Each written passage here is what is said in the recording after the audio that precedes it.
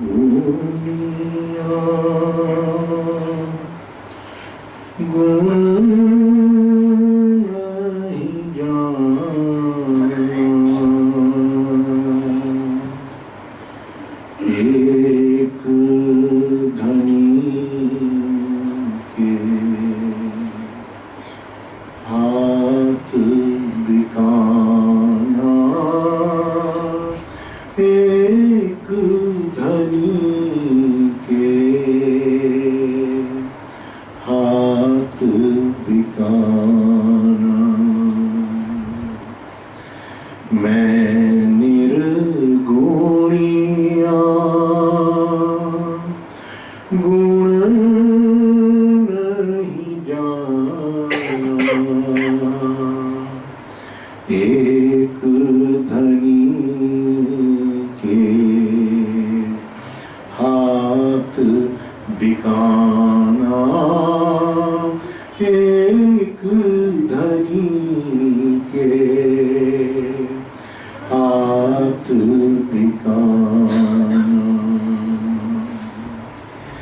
मैं मूर्ख मेरा साहिब दाता, मैं मूर्ख मेरा साहिब ज्ञाता, मैं मूर्ख मेरा साहिब ज्ञाता, मैं कृपण मेरा साहिब दाता, मैं कृपण मेरा साहिब दाता। मैं निर्गुणिया गुण नहीं जाना, एक धनी के हाथ बिकाना, एक धनी के हाथ बिकाना। मैं निर्बल मेरा साहिब सूरा, मैं निर्बल मेरा साहिब सूरा, मैं निर्बल मेरा साहिब सूरा, मैं निर्बल मेरा साहिब सूरा, मैं ओछा मेरा साहिब पूरा, मैं ओछा मेरा साहिब पूरा। मैं निर्गुणिया गुण नहीं जाना, एक धनी के हाथ बिकाना, एक धनी के हाथ बिकाना। धन धरनीक नाम की ठाऊं, धन धरनीक नाम की ठाऊं, धन धरनीक नाम की ठाऊं, तू प्रभु जीवे मैं मर जाऊं, तू प्रभु जीवे मैं मर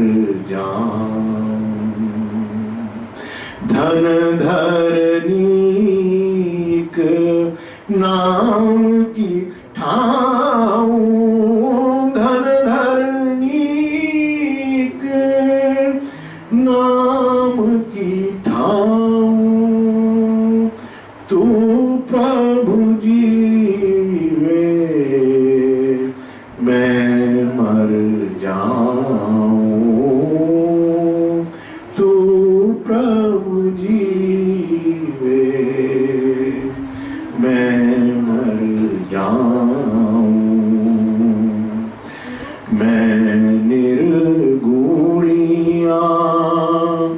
गुण नहीं जाना, एक धनी के हाथ बिकाना, एक धनी के हाथ बिकाना। ये कुछ पंक्तियां हमारे एक बुजुर्ग आदरणीय श्री भजन शंकर जी अपनी पत्नी श्रीमती शोभा आंटी के साथ कभी जुगलबंदी में और कभी अकेले पूज्य दादा गुरुदेव को बहुत प्रेम से सुनाया करते थे।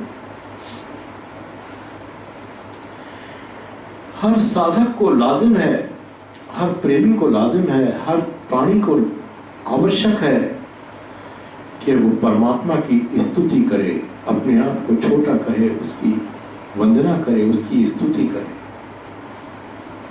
ये शरीर जो दिया गया है वो परमात्मा की स्तुति करने के लिए दिया गया। हमारे बुजुर्गों ने फरमाया, पूज्य दादाजी साहब का कहना था कि परमात्मा ने अपने आप को पोशीदा करके और तुमको उजागर किया है। अब तुम्हारा फर्ज बनता है कि तुम अपने आप को पोशीदा करो और उस परम पिता परमेश्वर को उजागर करो। ये कैसे संभव है?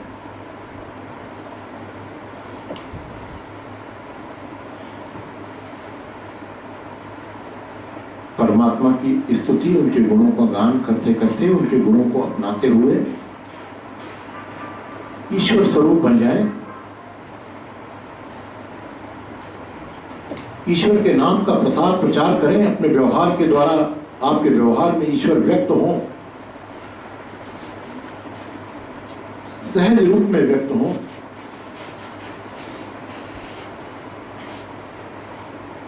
परिणाम क्या होगा कि इर्द गिर्द का सारा वातावरण ईश्वरमयी हो जाएगा। आपकी मैं समाप्त होती चली जाए। अपने आप को पोशीदा कर देने का मतलब अपने आप को मिटा देना है, अपने अस्तित्व को, अपनी हस्ती को समाप्त कर देना, खत्म कर देना है और परमात्मा को रोशन करना है।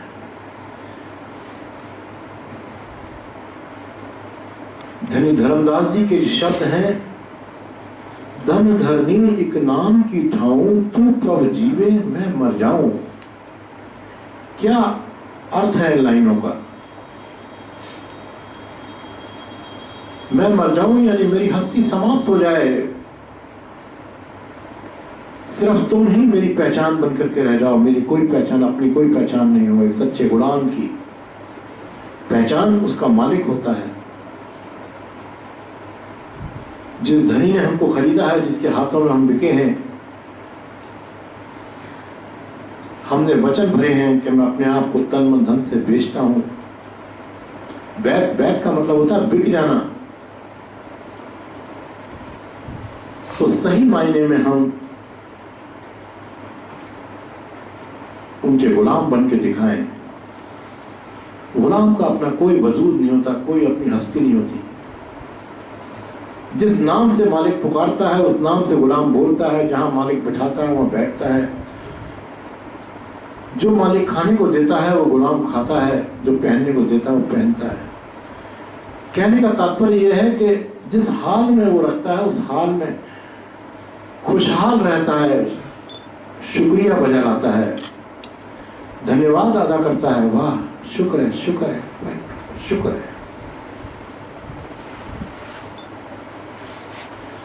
हमारे पूज्य दादा गुरुदेव जिनका हम आज दिन मना रहे हैं, परम संत डॉक्टर श्री कृष्णलाल जी साहब का कौन था? उनका ये कहना था,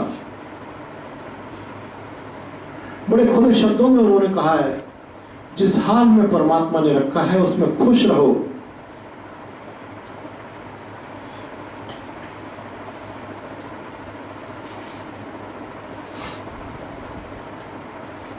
जिस हाल में परमात्मा ने रखा है उसमें खुश रहो। उनके सार वचनों की कोटेशंस की दो छोटी छोटी पुस्तकें हैं नवनीत के नाम से। उसमें एक जगह उन्होंने दुख बर्दाश्त करने के तरीके लिखे, वर्णन किए हैं।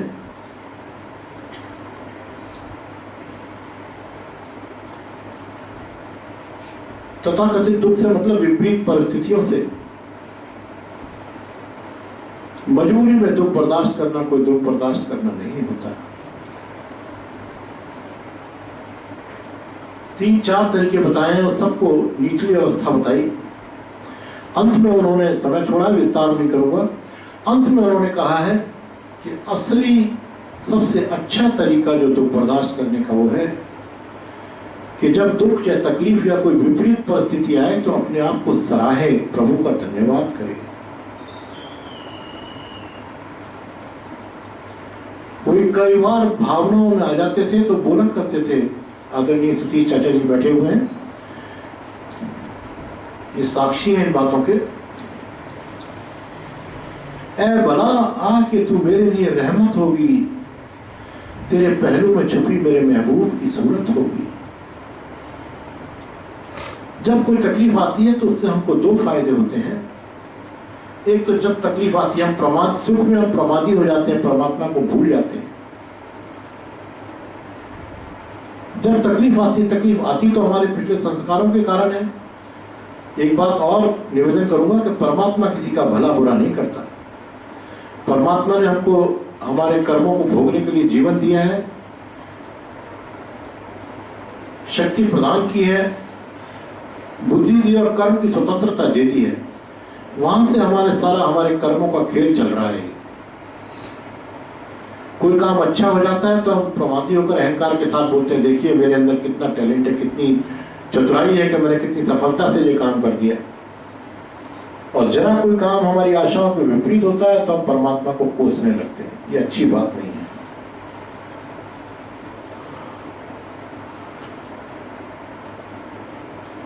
तो पूज्य दादा गुरुदेव का आदेश था कि दुख बर्दाश्त करने का सबसे उत्तम तरीका यह कि जब दुख आए तो अपने आप को सराहे कि हे प्रभु तेरी बड़ी कृपा है, इस बहाने से तूने हमारे कुछ संस्कार काट दिए, कुछ हमारे भोग पूरे हो गए, कुछ बुरे कर्म हमारे कट गए, और साथ साथ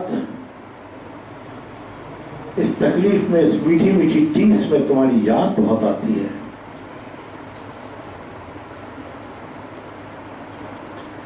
एक शायर ने कहा है, जिसने दिया है दर्द दिल उसका खुदा भला करे।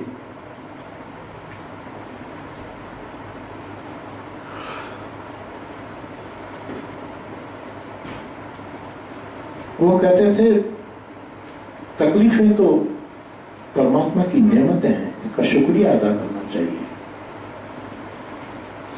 जिस हाल में परमात्मा ने रखा है उसमें खुश रहो, शुक्राना बजा लाओ, यही सच्ची भक्ति है।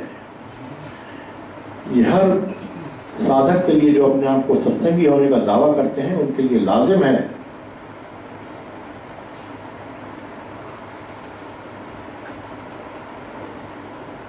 जिसने दिया है दर्द दिल उसका खुदा भला करे। मेरे लिए अगर करे कोई तो ये दुआ करे, दर्द में कुछ कमी ना हो टीस यूं ही उठा करे। जब टीस उठती है, दर्द में कोई पड़ा होता है, उस वक्त अपना नजदीकी बहुत, अपना चिंतक बहुत याद आता है। तो जो साधक हैं, सच्चे प्रेमी हैं, उनका परमात्मा से नजदीक, गुरु से नजदीकी और कौन है। वो ऐसे लम्हों में, ऐसे क्षणों में गुरु को याद करते हैं। तो ये विपरीत परिस्थितियां 2 प्रकार की नेमतें लेके आती हैं। सच्चे साधक इनका स्वागत करते हैं।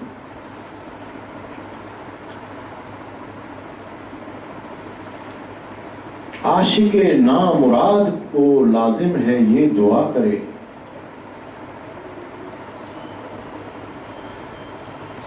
आशिके नामुराद, नामुराद इसको कहते हैं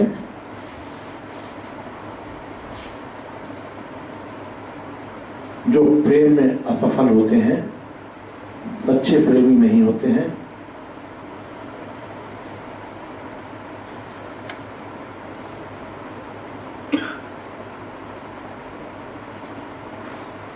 उनके लिए जरूरी है कि वो इसका अभ्यास करें।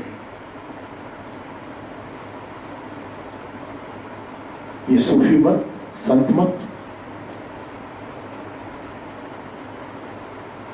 आशिक मिजाजी रास्ता है, प्रेम का रास्ता है। पहले भी निवेदन किया था कि प्रेम ही ईश्वर का पर्याय है, ईश्वर का दूसरा नाम है प्रेम। Love is God and God is love. ईश्वर प्रेम स्वरूप है, प्रेम ही ईश्वर है। तो तू प्रभु जीवे मैं मर जाऊं, मेरी हस्ती मिट जाए, मैं समाप्त हो जाऊं, तुम्हारा नाम रोशन हो। वो कैसे होगा? उनके गुणों का, उनके प्रेम का अपने व्यवहार द्वारा सहज रूप में प्रसार करें, प्रचार करें, फैलाएं उसको।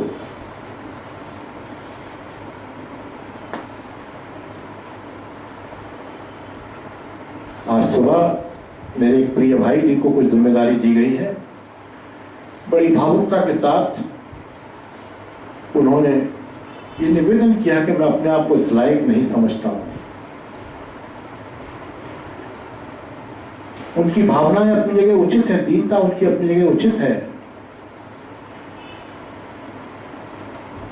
लेकिन वास्तविकता में हर शिष्य के ऊपर गुरु का कर्जा है, गुरु के नाम को रोशन करना है उसने। आज नहीं तो कल सबने सेवा करनी है, सबने गुरु का नाम फैलाना है। ये किसी एक या दो व्यक्तियों का काम नहीं है। वो बात अलग है, किसी को किसी स्तर की सेवा दी जाती है, किसी को किसी स्तर की सेवा दी जाती है।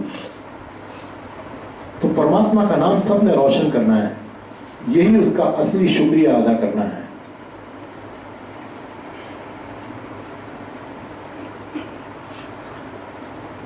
बख्शी हजार नेमतें बस एक और दे, लवरेज तेरे प्यार से जानो सुबूर है। उसे शक्ति मांगिए,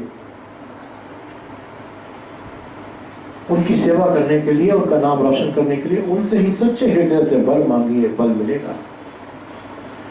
परमात्मा तो झोली फैलाए बैठा हुआ है कि हम इन बुरे संस्कारों से मुक्त हो जाएं कैसे, और हमारी आत्मा नंगी होकर के अपने मूल धाम परम पिता परमात्मा में जाकर के लय हो जाए।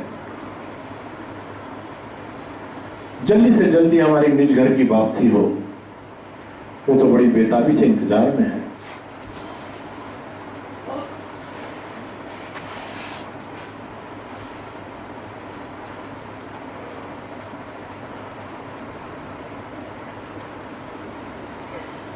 पूज्य दादा गुरुदेव, पूज्य गुरुदेव सभी का ये कहना था।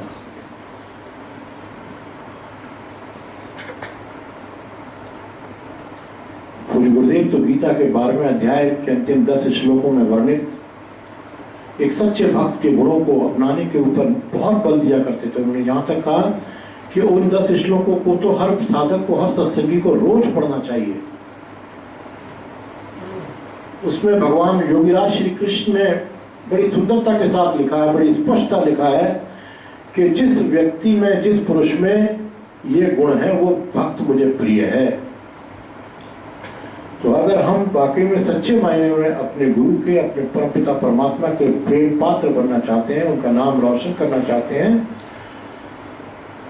तो हमारे ऊपर ये लाजिम है कि हम उन गुणों को सराहें, उनको रोज पढ़ें, मनन करें, और उनमें जो सबसे सरल 1 या 2 गुण लगते हैं उनको अपनाने का अभ्यास करें। ये सरल तरीका पूरी मेरे शब्द नहीं, पूज्य गुरुदेव के शब्द हैं।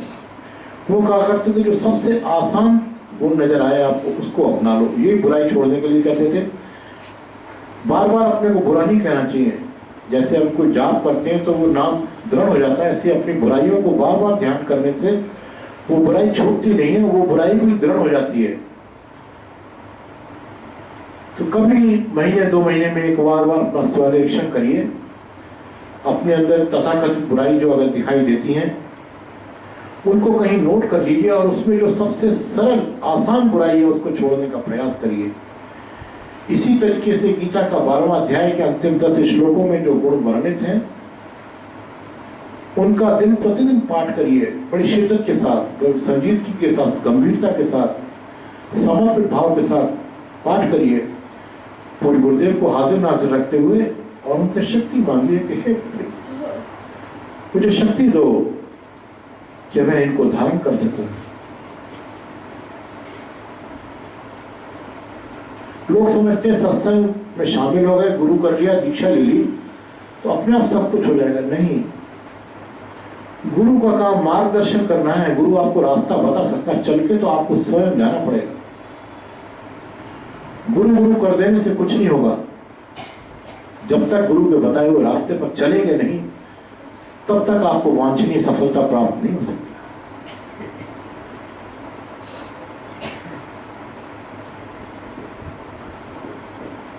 तो इस प्रकार पूज्य गुरुदेव का आदेश था कि छोटी छोटी बुराइयों को छोड़ने का प्रयास करें, और जो सबसे सरल गुण लगते हैं आपको, जैसे किसी की बात में दखल ना देना। हमारी आदत है, हमारी किसी की बात में दो आदमी बात कर रहे होते हैं, हम उसमें अपनी तरफ से एक अथॉरिटी लगा देते हैं। वो प्रतिक्रिया नहीं करने के ऊपर बहुत जोर देते थे।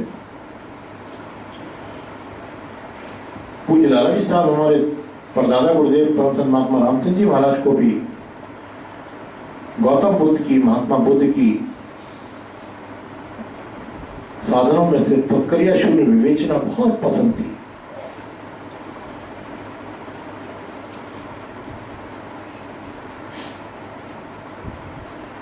तो जो सबसे सरल अवगुण हमको अपने नजर आते हैं, ईमानदारी के साथ उनको छोड़ने का अभ्यास करें। और गीता के 12वें अध्याय में वर्णित अंतिम 10 श्लोकों में जो गुणों का उल्लेख किया गया है, उनमें जो आसान लगते हैं वहां से शुरुआत तो करिए। आप हौसला बढ़ाइए, देखिए कितनी मदद मिलती है। आज थोड़ा ऐसे ही कुछ हंसी मजाक से चल रही थी सुबह, उसमें जिक्र हुआ तो सेवक के मुंह से निकल गया कि हम आजकल बाजार जाते हैं तो बड़ी स्कीमें चलती हैं। वहां एक शर्ट खरीदिए, उसके साथ में दूसरी shirt free, by one get one, इस तरीके की बड़ी स्कीमें चल रही बाजार में। वो प्रमोशन सेल के लिए होती हैं, सेल प्रमोशन के लिए। इसी तरीके से महापुरुषों का कहना है कि अगर आप परमात्मा के रास्ते में 2 कदम चलते हैं तो परमात्मा आपकी तरफ 10 कदम चल के आता है। तो भैया जब हम दुनिया में इन स्कीमों के पीछे पड़े हुए हैं तो परमात्मा की इस स्कीम को क्यों नहीं फॉलो करते हैं, क्यों नहीं अपनाते हैं? चल के तो देखिए, ईश्वर की राह में 2 कदम आप चलिए, आपको 8 कदम का फायदा होने वाला है। ईश्वर 8 कदम और ज्यादा आपकी तरफ चल के आएगा।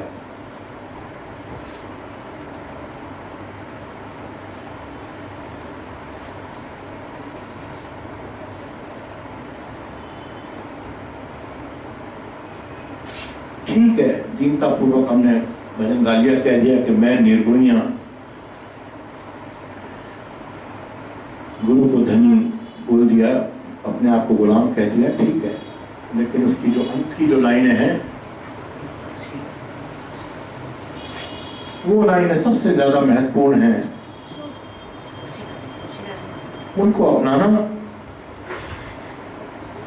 हर सच्चे साधक, हर सच्चे प्रेमी के लिए लाजिम है, जरूरी है।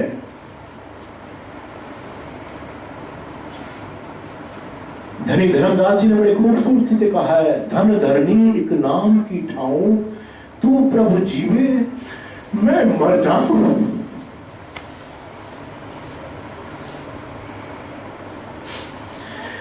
हे प्रभु, अपने परम पूज्य गुरुदेव परम पिता परमेश्वर से ही उन्होंने प्रार्थना की कि तुम्हारे नाम की दुहाई है, दुहाई है, ऐसी कृपा करो कि तुम्हारा नाम लेते लेते मेरा अपना अस्तित्व समाप्त हो जाए और तुम्हारा नाम रोशन हो। पूज्य लाला जी साहब का यही कहना था कि परमात्मा ने अपने आप को पोशीदा करके तुमको रोशन किया। तुम्हारा फर्ज बनता है, तुम्हारे ऊपर लाजिम है कि तुम अपने आप को पोशीदा करके उस पिता परमेश्वर को रोशन करो। वो कैसे होगा? उनके गुणों को अपनाकर, बार बार मेरे मुंह से निकल रहा है, कोई गुरुदेव की प्रेरणा है। गीता के 12वें अध्याय के अंतिम 10 श्लोकों में जो भक्त के गुण दिए गए हैं, उनको उनमें से जो सरल गुण रखता है, एक या दो पकड़ के उनको अपनाकर अपने व्यवहार में उनको व्यक्त करिए। हमारे यहाँ पर व्यवहार ही, हमारा व्यवहार सबसे बड़ा प्रचार का माध्यम है, और अपने गुरु का कर्जा उतारने का इससे सरल और कोई रास्ता नहीं है।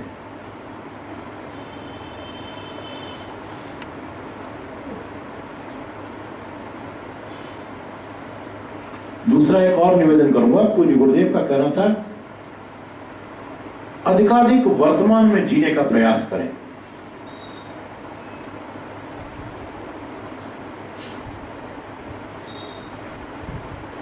उन्होंने सेवक को सन 1976 में एक पत्र लिखा था, उसमें लिखा था, अतीत का खेद ना करें, भविष्य की चिंता ना करें, और वर्तमान को अधिकाधिक सुंदर बनाने का प्रयास करें, इसी से सब कुछ प्राप्त हो जाएगा। कारण क्या है? अतीत जो हमारा पिछला है, वो तो हमारे नियंत्रण, हमारे काबू के बाहर है। उसका ना तो हमको पता है कि हम पिछले कितनी खेती करके छोड़ के आए हैं, कितना संस्कारों का बोझ हम ढो रहे हैं, ना तो हमको उसका ज्ञान है। और दूसरा, हमारे कंप्यूटर में ऐसा कोई सॉफ्टवेयर नहीं है कि उसको हम अनडू कर सकें, यानी उसके प्रभाव को समाप्त कर सकें। उसका तो जो फल हमारे वर्तमान जीवन में आना है, आएगा ही आएगा। ये जो भी कुछ वर्तमान में घटित होता है, ये हमारे पिछले संस्कारों के फलों के कारण होता है, और उसी के अनुसार हमारा स्वभाव भी बनता है।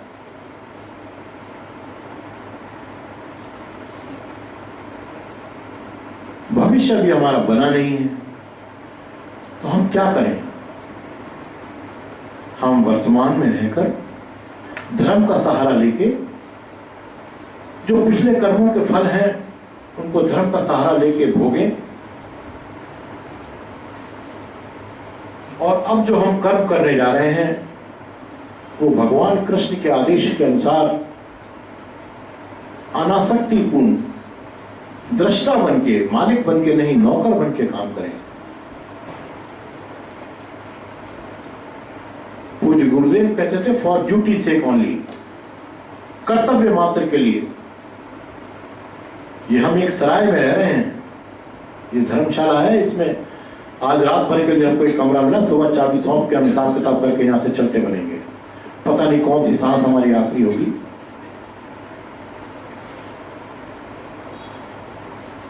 इसमें जो भी काम करें, आवश्यकता अनुसार कर्तव्य मात्र के लिए करें, धर्म का सहारा लेके गुरु को अर्पित करते जाएं, और उसके लिए सबसे सरल साधन है, मेरा मुझ में कुछ नहीं, जो कुछ है सो तेरा, तेरा तुझको सौंपते क्या लागे है मेरा। अच्छा है तो तुम्हारा है, बुरा है तो तुम्हारा है। तब कहीं कह सकते हैं, दास कबीर ने ऐसी ओढ़ी जो कि त्यों धर दीनी चदरिया।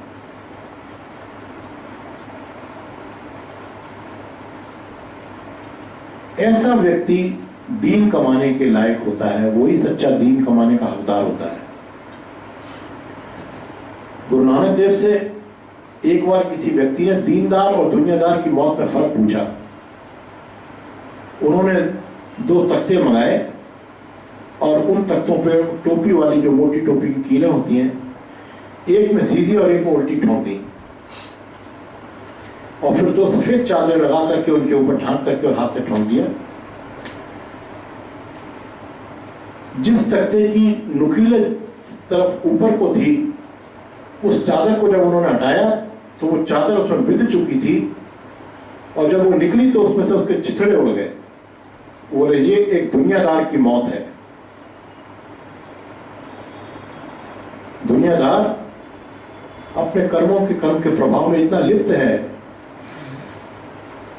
जैसे वो कीलें उस कपड़े के अंदर फंसी हुई हैं।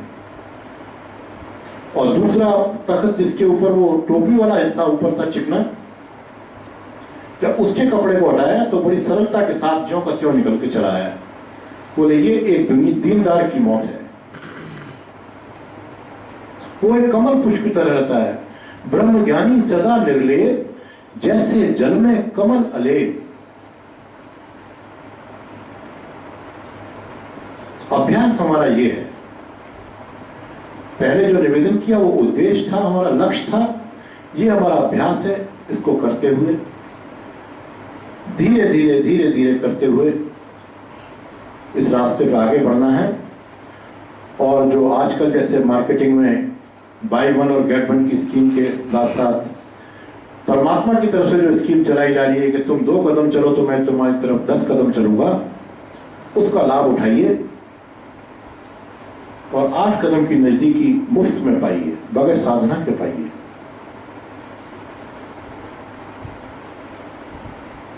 पूज्य दादा गुरुदेव परम संत डॉक्टर श्री कृष्णदास जी महाराज, जिनका आज हम दिन मना रहे हैं, उनका सारा जोर, उनकी साधना का सारा जोर ख्यालों और विचारों के ऊपर था।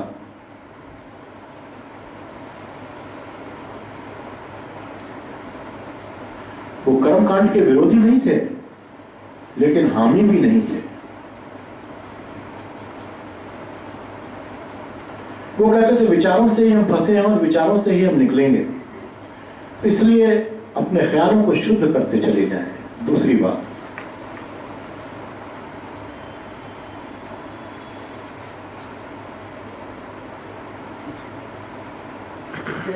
और हर वक्त परमात्मा की हुजूरी में रहें।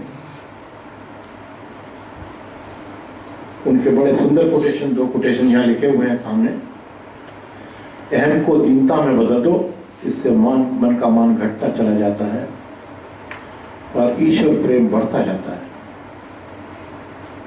बहुत सरल भाषा है, इसमें कोई समझाने वाली कोई बात नहीं है। और दूसरा, उन्होंने बड़ी सुंदरता के साथ 2 लाइनों के अंदर सत्संग की सार को, निचोड़ को वर्णन करके रख दिया है। गुरु की कृपा और उसके फैज को हर वक्त अपने ऊपर महसूस करते रहो, यही सत्संग है। हर वक्त परमपिता परमेश्वर के गुरु के ख्याल में रहना है। जिस तरह से प्रभु हमको ऑक्सीजन प्रदान करते हैं, प्राणवायु देते हैं, अगर एक पल के लिए भी वो रोक लें उसको, इस शरीर का क्या होने वाला है? जिस शरीर पर हमको इतना गुमान है, इसका क्या होने वाला है?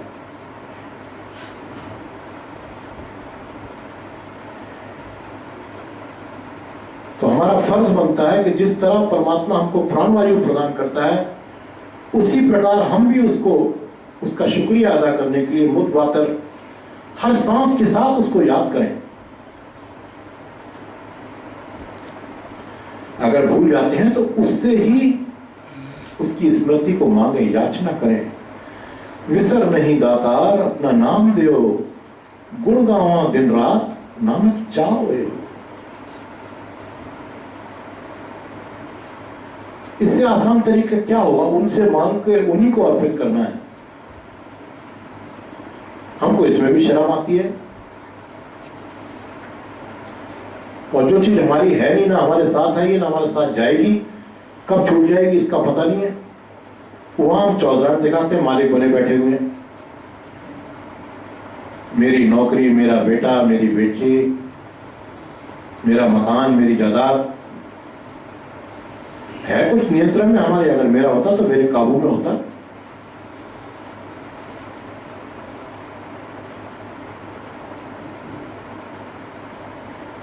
तो इस भ्रम से निकलना होगा। सुबह निवेदन किया था, जिस तरह से परमात्मा को याद करना लाजिम है, उसी तरीका से मौत को भी हमेशा अपने सामने रखना चाहिए। मौत अवश्यंभावी तो है ही, किस पल आ जाएगी इसका भी कोई इंश्योरेंस नहीं कर सकता। परमपिता परमात्मा खुद भी नहीं कर सकता। उन्होंने एक बार हमको सांसें प्रदान कर दी, ये हमारा जीवन सांसों के ऊपर आधारित है। अब ये हमारे कर्म हैं कि हम उन सांसों को 100 साल में काटते हैं कि 90 साल में काटते हैं कि 50 साल में काटते हैं, उसके ऊपर हमारी आयु निर्धारित हो जाती है। ये तो एक सॉफ्टवेयर पड़ा हुआ है, उसमें जिस तरह की फीडिंग होगी उसके हिसाब से उसका रिजल्ट निकल के बाहर आ जाता है। तो इसलिए इस बात को हमेशा याद रखना है कि पता नहीं कब मौत आ जाए, और उसको, इन दोनों बातों को ध्यान में रखते हुए हमको दुनिया में व्यवहार करना चाहिए। स्वनिरीक्षण कभी कभी करना चाहिए, लगातार नहीं, क्योंकि जिस बात को हम बार बार याद करते हैं वो दृढ़ हो जाती है। तो इसी प्रकार अपनी बुराइयों को बार बार याद करने से हमारी वो तथाकथित बुराई भी हमारे अंदर दृढ़ हो जाती है, फिर वो छूटती नहीं है। व्यक्ति कोई बुरा नहीं होता, उसकी आदत बुरी होती है, उसकी वृत्तियां बुरी होती हैं।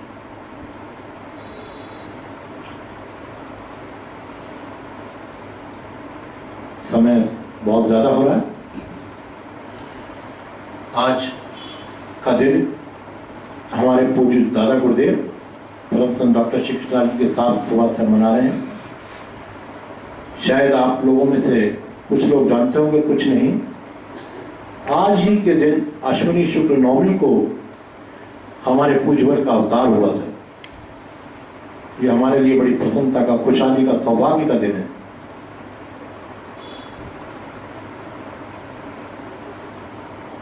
तो ये थोड़ा जो कुछ भी प्रसाद रखा है अभी हम सामूहिक रूप से बड़े प्रेम के साथ, बड़ी प्रसन्नता के साथ, जैसे हम अपने बच्चों की हैप्पी बर्थडे मनाते हैं। संत कभी मरता नहीं है, संतों के अवतार होते हैं। तो आज का दिन हमारे लिए बड़ी खुशी और बड़ी खुशहाली और बड़े सौभाग्य का दिन है। तो बड़ी प्रसन्नता, बड़े प्रेम पूर्वक पूज्य दादा गुरुदेव के चरणों में अपने श्रद्धा सुमन अर्पित करेंगे और उनसे उनका आत्मिक बल और प्रेम की याचना करेंगे।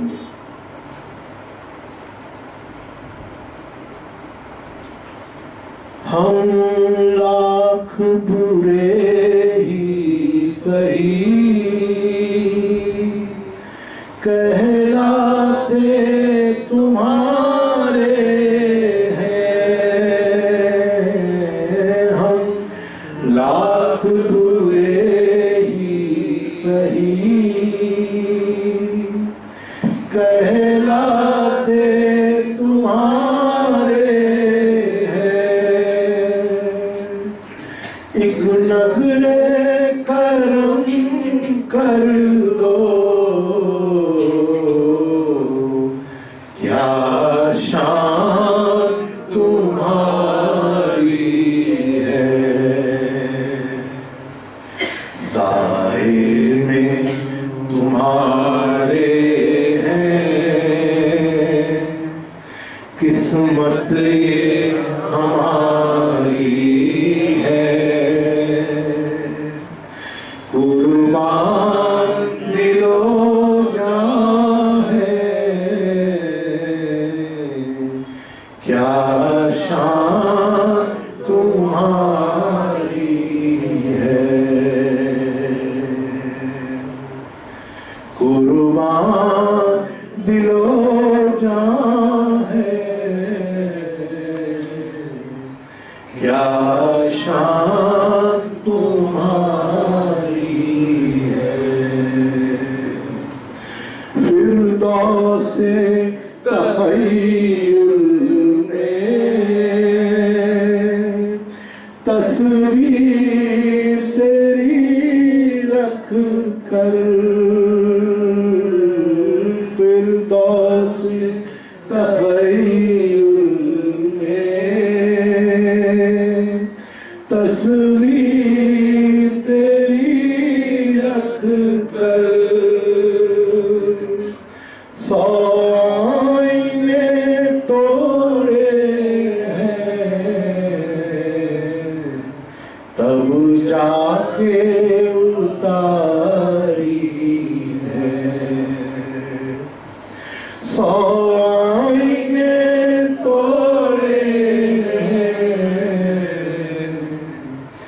तब जाके उतारी है, तुमने तो हजारों की तकदीर सवारी है, तुमने तो हजारों की तकदीर सवारी है। एक बार जरा कह दो अब के तेरी बारी है। एक बार जरा कह दो अब के तेरी बारी है। हम तेरी ज़फ़ाओं को इल्ज़ाम नहीं देंगे, हम तेरी ज़फ़ाओं को इल्ज़ाम नहीं देंगे। तुमने मेरी आँखों में एक उम्र गुजारी है, तुमने मेरी आँखों में एक उम्र गुजारी है। साए में तुम्हारे हैं, किस्मत ये हमारी है। कुर्बान दिलो जान है, क्या शान तुम्हारी है। नक्शा बड़ा दिलकश है, सूरत तेरी प्यारी है। नक्शा बड़ा दिलकश है, सूरत तेरी प्यारी है। जिसने भी तुम्हें देखा सौ जान से वारी है। जिसने भी तुम्हें देखा सौ जान से वारी है। क्या नज़र करूं तुमको, क्या चीज़ हमारी है। क्या नज़र करूं तुमको, क्या चीज़ हमारी है। ये दिल भी तुम्हारा है,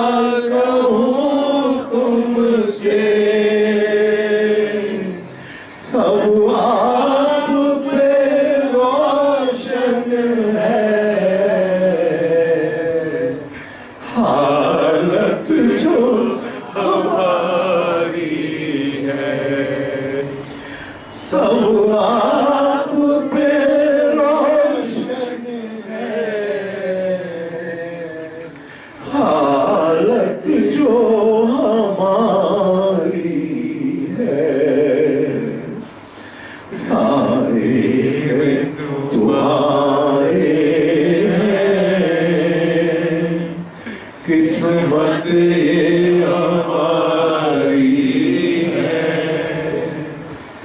कुर्बान दिलो जाए, क्या शान तुम्हारी है, क्या शान तुम्हारी है।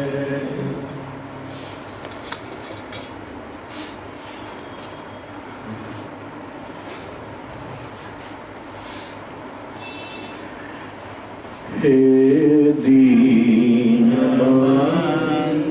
दयाल गुरु स्वीकार कोटि प्रणाम, महिमा